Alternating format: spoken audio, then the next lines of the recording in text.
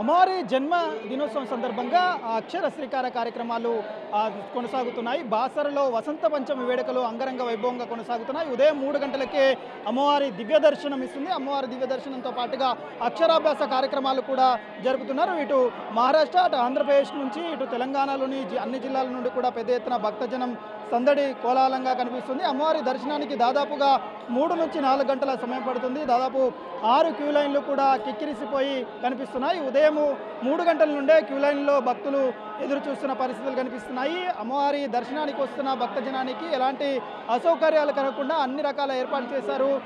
పిల్లలు చంటి పిల్లలతో వస్తున్న నేపథ్యంలో వాళ్ళకు క్యూ లైన్లో పాలను కూడా అందిస్తున్న పరిస్థితి కనిపిస్తుంది. ఉదయం 9 గంటలకు అమ్మవారికి దేవాదాయ శాఖ తరపున మంత్రి కొండా సురేఖ పట్టు వస్త్రాలు సమర్పిస్తారు. అమ్మవారి పట్టు వస్త్రాల సమర్పణ తర్వాత పూజా కార్యక్రమాలు కొనసాగుతూ ఉంటాయి. అమ్మవారికి ఈరోజు అక్షర శ్రీకార కార్యక్రమంలో భాగంగా వసంత పంచమి వేడుకల్లో భాగంగా ఈరోజు అమ్మవారి క్షేత్రంలో అక్షర శ్రీకార కార్యక్రమాలు జరిపిస్తే తమ పిల్లలకు విద్యాబుద్ధులు మెండుగా వస్తాయన్న నమ్మకంతో పెద్ద ఎత్తున భక్తజనము సందడైతే కనిపిస్తుంది. బాసర పూర్తిగా భక్త జనసందోహంతో కిక్కిరిసిపోతుంది. గోదావరి పుణ్యస్నానాలు చేసి అమ్మవారిని దర్శించుకుంటున్నారు. వేలాదిగా తరలి వస్తున్నారు.